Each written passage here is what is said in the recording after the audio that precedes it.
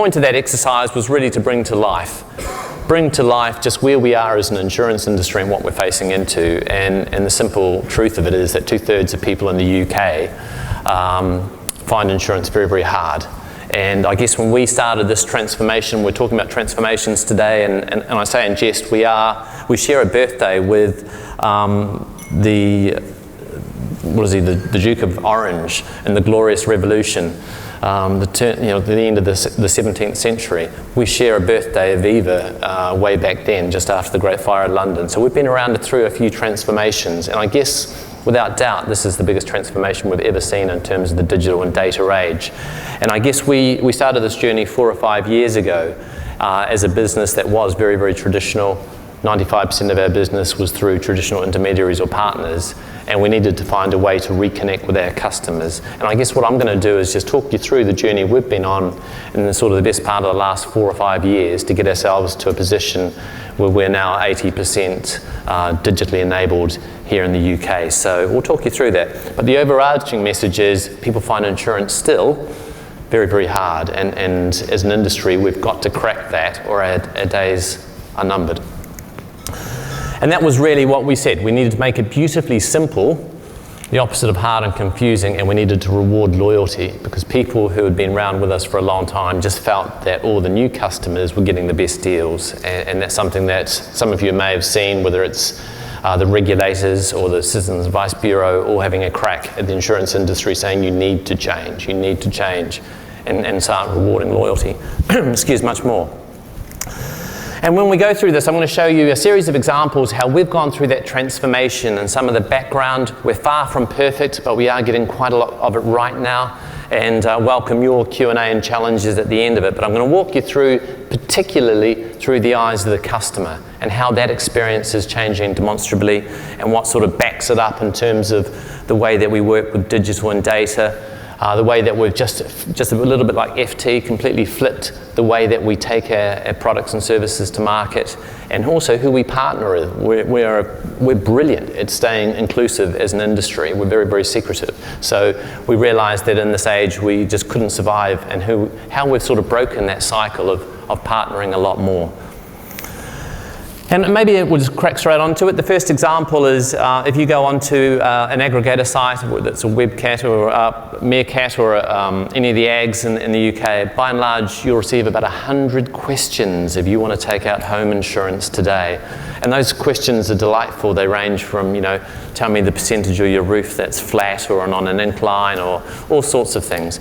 And I guess one of the parts of the things that we saw when we looked at the customer pain points was if you just feel like you're being quizzed every single time you go through a sort of a journey around insurance.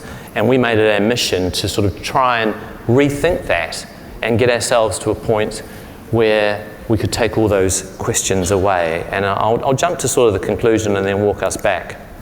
And maybe some of you have seen this, but this brings it to life in terms of the questions we ask as an industry.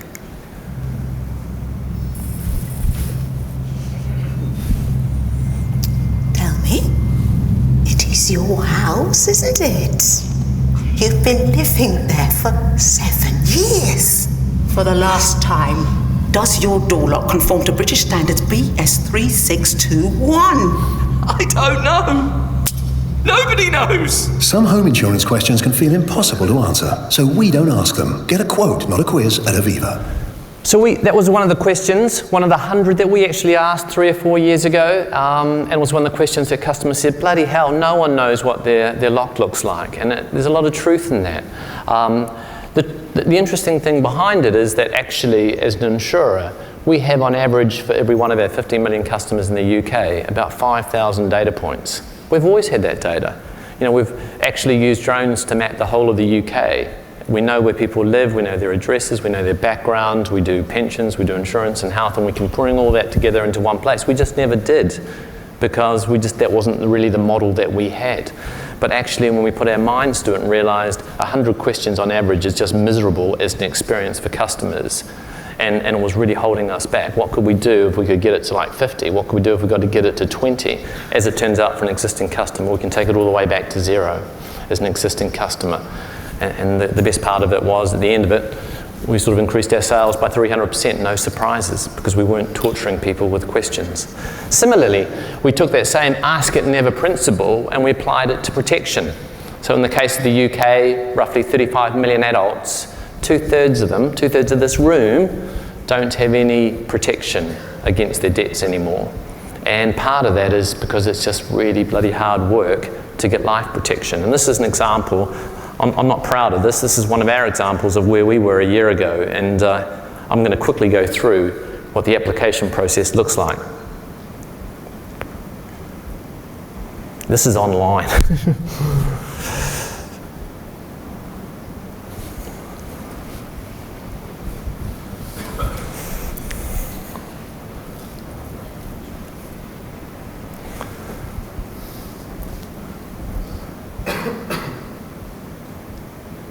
And it keeps going.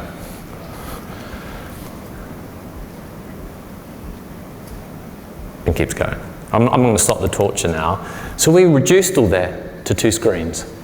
We took 1,000 words and we made it into 100. We took 17 odd, levels of questions and took it down to 4. And no surprises, the results were excellent. We always had the data. We just never used it in the right way to change the experience. And we've relied on someone like an agent or an advisor or a bank to always do it for us. And people have become accustomed to accepting they're going to sit there for 3 hours and ask questions. And I guess that's the paradigm we had to really challenge if we were to get through this piece, because no one wanted to walk through that previous experience. That's just another example in terms of it's not just the GI experience with home insurance or whatever, it's also changing the life insurance experience. And again, that one has paid a lot of dividends for us, a lot of reduction in the words, just making it really easy. And I guess as an industry, maybe some of your industries in this room are the same, you really pride yourselves on the technical side. We have thousands of actuaries and they love words. We have thousands of legal people. Our third biggest division in Aviva is risk and compliance. We hug it tightly. Because it's been our history, and I guess part of that is changing that paradigm. Another example, and maybe a little bit more fun, is also asking the self that the situation of insurance is an annual event. It's unfortunately not like FT where you get up and you want to read the news. How do you stay engaged with customers when you are largely an annual event like motor insurance? And our answer again to that was, how do we add value back into motor insurance and not just make it a race to the bottom? And we use something that's dashcam, because when we look at one of the customer pain points was how people explain claims. They get all tangled up. I look at a claims centre and you see some wonderful sites of people sending in literally napkins saying, I was reversing. The fence just appeared and I backed over it. And trying to explain things how they happen is quite hard sometimes in claims. And again, it makes customers feel sort of, insignificant or embarrassed about what's happened, and it makes the claims experience hard. So we designed dashcam, again using data and digital, to try and reshape an experience. And this sort of highlights how this plays out. This is a real live claim that we had. I had to react because a horse ran into the road wearing a dress. And who comes chasing after it? A Tin Man. I would recognise the Tin Man if I saw him again. Who also had a red dress on. It was more like a kaftan, a tabard, poncho. It's not what you see every day on the way to Aylesbury, is it? Some things are tricky to explain. So at Aviva, we added a dashcam to our drive app. Search Aviva dashcam. And that was a really fun experience. It's not something you normally associate with insurance companies. It was a claims experience. It's a really fun one that we had. But I guess, again, by using the data we have and trying to add more value back into the experience, it works really well. And over the weekend, 100,000 people have downloaded that, and they'll push the dashcam app. One of the interesting things we found out, there's a quarter of the UK population have dashcams. Anyone in the room have a dashcam? Great, none in this room, brilliant. All right, couple. But one of the biggest things and the problems with dashcam, what do you think the biggest problem with a dashcam is? We found out through a lot of the experiences, you can't play music and the dashcam together. And so people like to drive and listen to music, and before long the kids would be yelling at them saying, turn on the music, and you'd have to turn the dashcam off. So we travelled the world to find examples of how we could get around that problem without juicing your phone and using up all your data. And through some really, really clever tech, and we had fun testing this with BMW, they let us crash cars for them, we found a way of basically always taking the last 60 seconds on video, and once it detects a crash, it then holds the 60 seconds, it grabs the next 60, so you see what happens after the crash, and then straight away that fires it through to our claim centre, and we can get you off the road, which is what you really want if you're on the M25 in the rain, you want off. So, and that way we don't juice your phone and use all your data, and we can also enable you to play with Spotify at the same time as use your dash cam, which is neat. Look, another example, and I guess this one for us, if I just click on a little bit here, we've realized very, very quickly, even in the insurance side of it, the power of the mobile device is just outweighing the online device dramatically. And the blue line on the far left there is online in terms of growth, and the yellow line's the mobile device. So already for us, even in a sort of an industry like insurance, mobile just far starting to outpace online. And so if we're not thinking mobile first, we really are going to be second. So, you know, when we took on this sort of venture, that was our version of 2014. We thought we were quite racy, and now we sort of describe it like a hobby online. Since then, we got competitive in terms of having all of our 15 million customers, all of their policies online, on the mobile in particular. And I guess now what we're moving to is trying to be world class in terms of the mobile side of it. And what's really interesting is this is the biggest determinant for us in terms of pension and savings. So we see people come back up to 20 times a day to check their balance. I'm not sure if they think their pension balance is going to change 20 times a day, but they do. And I guess because people have downtime and their patience is pretty small. So what we're seeing now is the benefit of having both pension, savings, insurance on the same app, is the usage around that is phenomenal.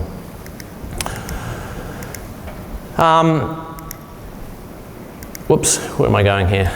Here we go. And maybe one last example, and then hopefully we'll jump on to some questions, is I guess one of the biggest transformations we've been through is also redoing our product sets. And in the last presentation talked about subscription. And I guess we can all cite the examples of Netflix. It's a very, very easy one. But then you try and apply it back to your industry and go, well, how do I sort of apply that back to an insurance and pension savings? And most importantly for us, we were asking ourselves, how do we crack this whole problem of people not recognizing or feeling rewarded in their insurance experience? And so about 2 years ago, we got on a journey where we wanted to revolutionize what you see as insurance, and try and make a completely different product, and also really tackle the problem of loyalty. So I'll give you a bit of a teaser for this, and then I'll walk you through what essentially it involves. I'm here to get one of those incredible money-saving offers you do for new car insurance customers. Hang on. I know you. You're a new existing customer. Existing customer. Why can't we all just be treated the same? The best prices shouldn't only be for new customers. With Aviva Plus, at your next car or home renewal, you'll get the same price or better than if you were a new Aviva Plus customer. So at the heart of it, we had to completely break the paradigm. The UK, you might be interested to know, is the only market in the world where you see aggregators have 80% of a general insurance market. There's nowhere else in the world that has that market. And it came around because it was largely intermediated, and then that value chain got crushed by basically compare sites. What's happened though is the bad side of that story is you have a fight to the bottom. And the fight to the bottom occurs where you get the first year is really, really competitive, and then you get hammered on renewal. And what happens as an industry, then you churn the book really quickly. And so from an insurance point of view, it really damages the insurance industry in terms of manufacturing, but it creates this behavioural cycle of feeling like every single year you've got to go out and change your insurance or you're going to get screwed. And we realised the problem at the heart of it was the product. The problem that had to transform and change, and it wasn't just like television. You had to go away from buying channels and buying sort of a bundled package that you could change. But that was a long, long way from where we were. And I guess what we've done with Aviva Plus is essentially taken those learnings though and built it into a product. And the product is sort of all-encompassing. We hold multiple risks, your home, your motor, you travel all into one product, which then you become very, very flexible. It's done on subscriptions, which again breaks the cycle of the annual renewal process. And I guess what we've had to do is really tackle head on that as an existing customer, you'll never pay more than a new customer. All of this has been enabled, I guess, and there's the whole theme of this conference is around the data and digital transformation that's gone in behind it. In order to get to us to this point. And in the process of sort of 10 weeks of marketing this, we've now sort of getting close towards 100,000 customers, and it took a year to actually test and learn it, to put it out there. But we believe genuinely it's the way of the future in terms of insurance. And maybe one more example, and then I'll sort of, again, rush into some of the brains behind how we sort of put some of these things together, which looks very different to what you would expect in a traditional insurer. It's not just changing the propositions, it's not just changing the experience, but it's also changing the way that we actually go and market things is changing enormously. So just take this as an example. Here's a campaign that we did recently about spouses and how you engage with your spouse around financial planning. It could be anything, but this is the one that we just showed. What we're using in terms of trading, in the past what you would have done is sent 2 or 3 campaigns out, tried to work it out over a process of weeks. Someone got back and you got a little analyst to work out the spreadsheet, and then you would double down on what campaigns are sort of working on response rates and all the rest. I'm not sure if you use this, but we now, some people in the room might, but we use something called Phrasey. Anyone use Phrasey as a tool? Yeah, no?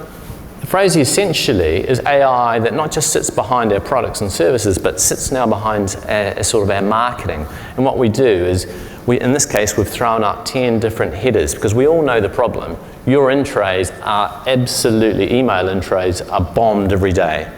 And the response rates and click-through rates are reducing every single day. And I saw somewhere else recently in a marketing conference that if you're above 3%, you're doing really well. 3% is not a great click-through rate.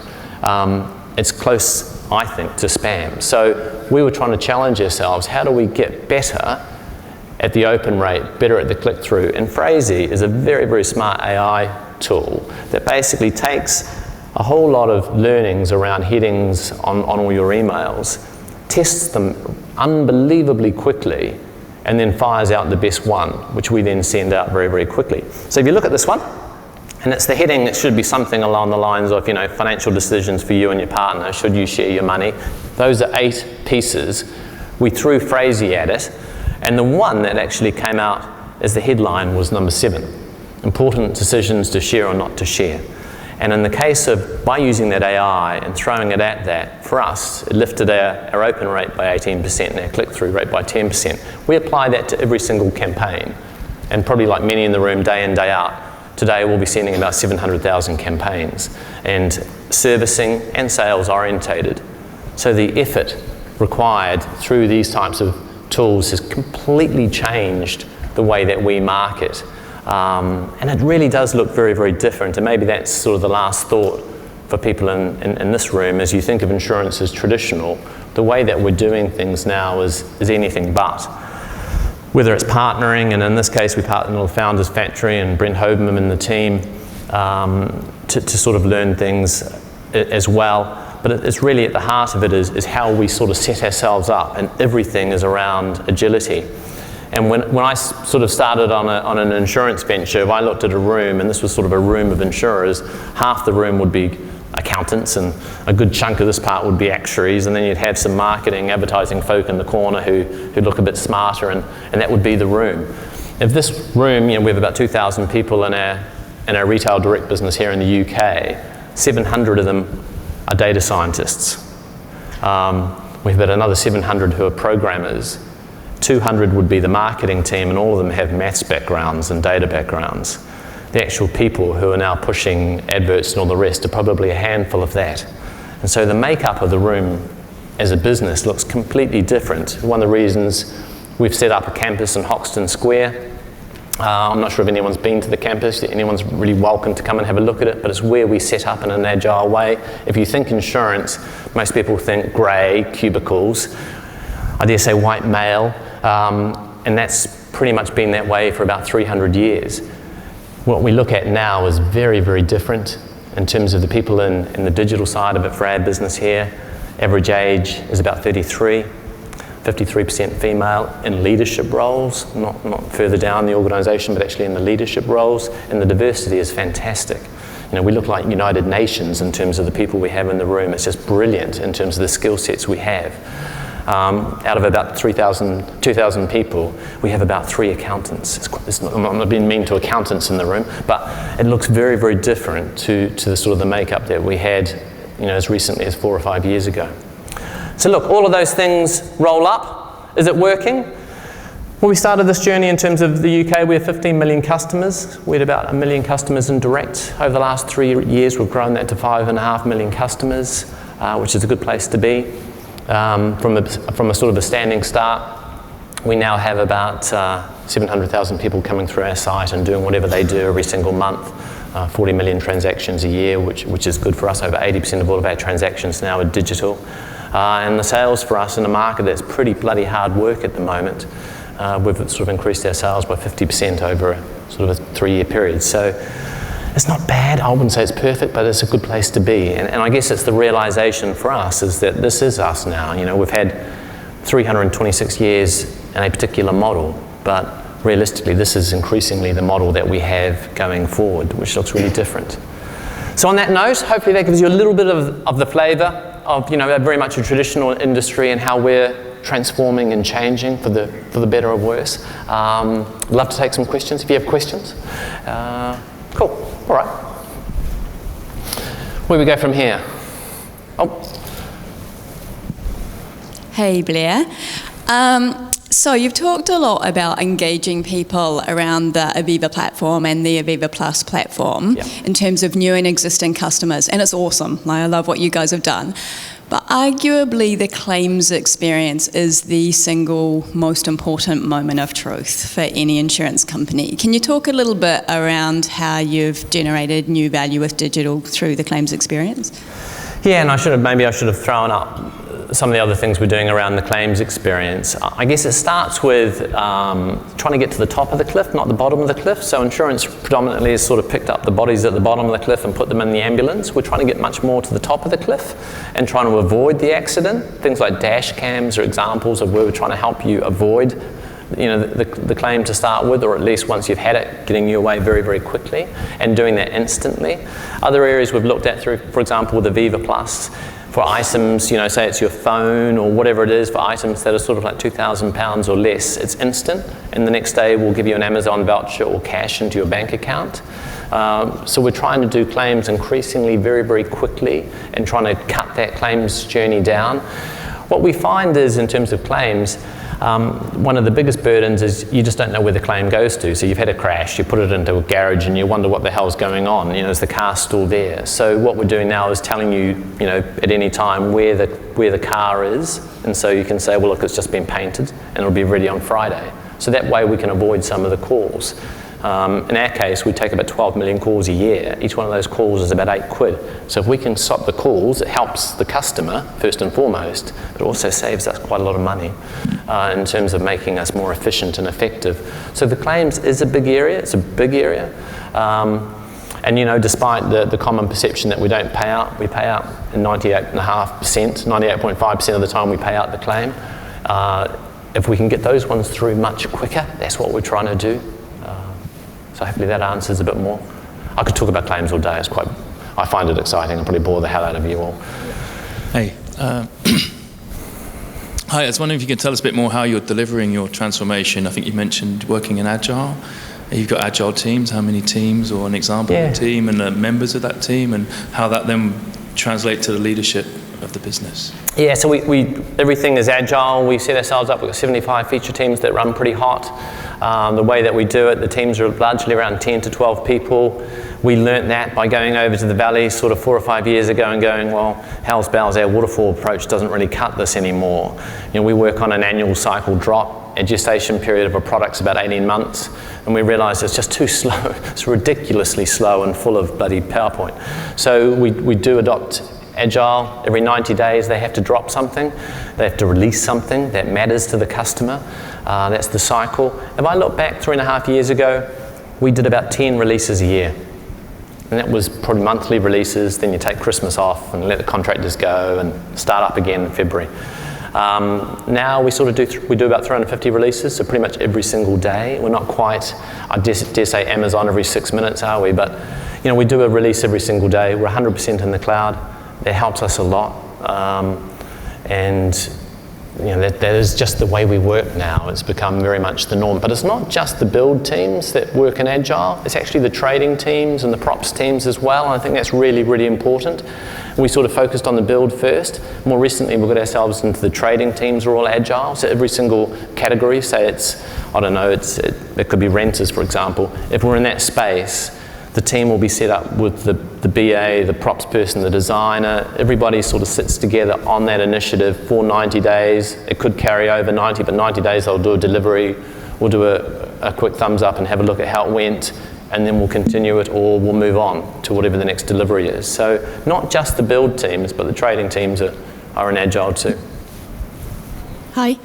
I'm guessing, given the age of the organisation, some of your technology is quite old. I'm just wondering how you managed to bring that up to speed as part of the transformation journey you've gone through. Yeah, look, we've got systems that are still green, really green. One system, it's called 70 Bonds. It was designed in the 70s and hasn't changed much. Look, and I guess the beauty of digital and data is you can sit there and try and wrestle to ground the legacy systems, or you effectively build the layer in front on digital and data and you try and suck out as much as you can and then use that very, very well. And I think that's where we got to. We tried to change the legacy systems. It's enormous. We have 52 core systems in the UK alone, and they're all legacy. So the answer to sort of being agile had to be we built the front. That's the reason we're into the cloud. Then we built the middle. We brought it all into a single view of the customer so that we had the middle layer right. That bit we can move quite quickly on using kit that's out there. No one's proud of 52 core systems, and I dare say in 10 years we might have 42 and so on and so on. Eventually we'll sort of consolidate them. But customers aren't going to wait for a decade and don't care about our legacy. So we had to find ways around it, and that's our approach. We really focused on the front and the middle. The front being the digital side and the experience, and the middle being the data. Hi. You referenced some really good examples of where you've improved the application experience. As a regulated organisation, how did you reasonably go about reducing the need to collect as much data as you did originally quite significantly? Were you augmenting the data with third-party sources, or collecting data at a different point in the customer journey, or was the data just redundant? No. Well, there's two parts to that question. There's one, we're regulated. We are definitely regulated. I say that sitting here and being with Westminster on Monday night and with all the ministers. We love being regulated. There's that question and how we did that. I think we've worked very, very closely with the FCA in a really positive way. We've used their sandbox. When we were going through the Aviva Plus, it was so revolutionary. We started showing them 18 months ago what we were looking at and how we were going to address these problems, which was way before it became public around the loyalty challenge. So we've been with them. I think it's been a really good relationship. And, as a regulator, you'd be prouder of people saying that's a really nice, simple industry, as opposed to 2/3 of the UK saying you're really hard to do business with. So they've been on that journey, which has been great. We've shared very openly. On the flip side, the data, I think we've used Blue Door, Merkle, Green Door, Open Door, Back Door. I think we've used every goddamn data place around to try and find answers to help us. And eventually we've landed in a pretty good place. But on that journey, we've also put 700 data scientists together, which we call Quantum. We have scholarships with Cambridge. We use a lot of people to try and help us with that, because we realise we have to partner on the data side. That is not something that is core DNA for us, but we're getting there. It was interesting to say, we spent well and truly north of 100 or 200 million pounds on the transformation. I thought, when I took on the role of MD for a digital business 4 years ago, I thought, yahoo, it's going to be all digital, it's going to be great. I realised it was a bloody data business, first and foremost, and a digital business second. And I guess that was an interesting learning in itself, is the realisation that we are very much a data business that happens to do insurance and savings, and it comes to life through digital. Is that me? You're pacing me, so I'm taking them off. If we could put our hands together for Blair, thank you.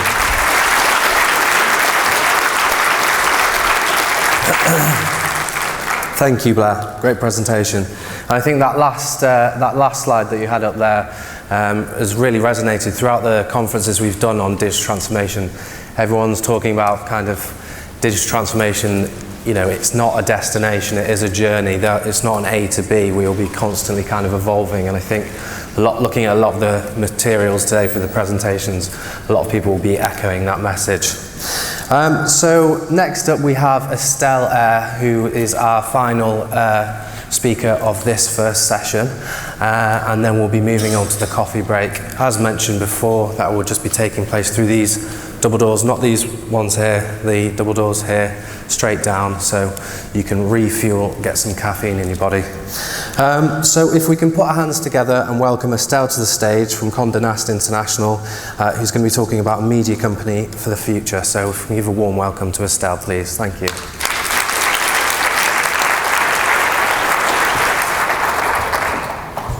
Hello everyone, thank you Chris for the introduction. Let me level with you a bit. My name is Estelle Eyre. I'm Director of Strategy and Research for Condé Nast International. Condé Nast International is our international entity at Condé Nast. We cover about 31 markets. 12 of those are wholly owned, so this excludes our US sister company. So as Director of Strategy and Research at Condé Nast,